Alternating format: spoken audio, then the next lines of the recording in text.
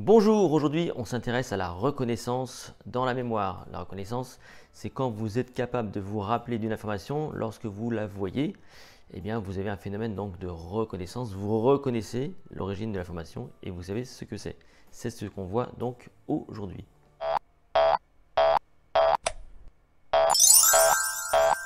Je vous rappelle que vous retrouvez tout mon travail sur mon site https://lessecrets.com.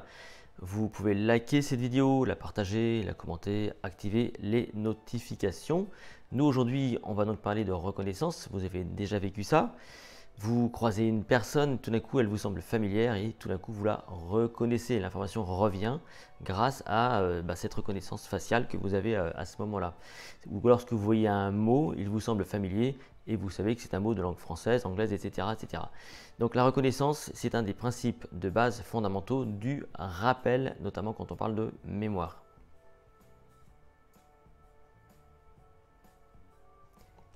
Pour évaluer l'importance et la puissance du rappel via la reconnaissance, des chercheurs ont fait des études très intéressantes. Notamment, 3 d'entre eux, à Rochester, dans l'État de New York, ont proposé à des étudiants 2500 diapositives durant quelques jours. Donc on les a dispatchées durant quelques jours, on a montré donc 2500 diapositives.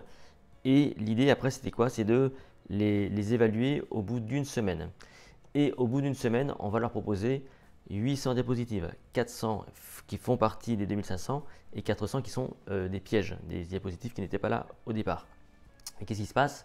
Eh bien, les étudiants sont capables de reconnaître, écoutez bien, 90% des bonnes diapositives, ce qui était juste énorme, juste en les ayant vues une seule fois et en les testant une semaine plus tard. Donc le taux de rappel est juste impressionnant et montre à quel point donc, cette faculté de reconnaissance de la mémoire est primordiale lorsqu'on parle du rappel et de la récupération d'informations.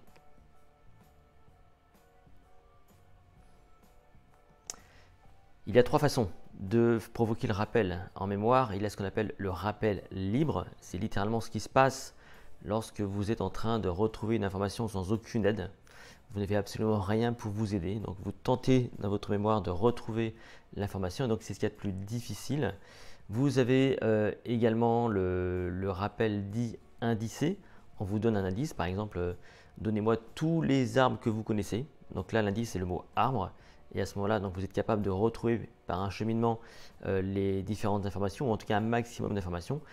Et puis il y a donc le travail par reconnaissance. Effectivement, c'est lorsque voilà, vous voyez une information, il y a ce phénomène, la Eureka, qui vous arrive. On vous montre l'arbre exact et vous savez tout de suite, parce que les feuilles vous sont familières, parce que les fruits vous sont familiers, que c'est tel type d'arbre. Donc la reconnaissance, c'est ce qui donne de meilleurs résultats donc, par rapport à tous les autres types de rappels.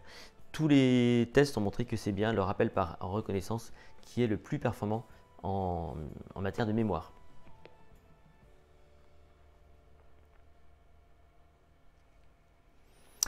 En fait, on retrouve ce qui nous est familier. Donc, c'est un des principes de base de la mémorisation. Il est toujours plus facile de retrouver de tête ce qu'on vous montre et ce qui vous paraît familier. Ça, c'est une première chose.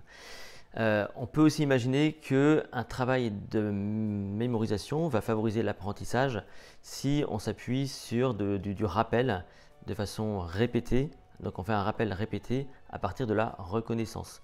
Ce qui fait qu'au bout d'un moment, là, comme ici, cette image que vous voyez apparaître à l'écran, c'est donc ce tableau. Je suis sûr que vous êtes capable de retrouver son nom parce que vous l'avez vu suffisamment de fois et là vous le reconnaissez. Si je vous ai demandé de me donner un des tableaux les plus célèbres de Léonard de Vinci, certainement vous auriez retrouvé la Joconde. Ça dépend de votre capacité à vous intéresser à ce genre d'informations. Alors que si je vous le montre, d'autres personnes ne l'auraient pas retrouvé, hein. Peut-être que des personnes n'auraient pas fait le lien entre De Vinci et la Joconde.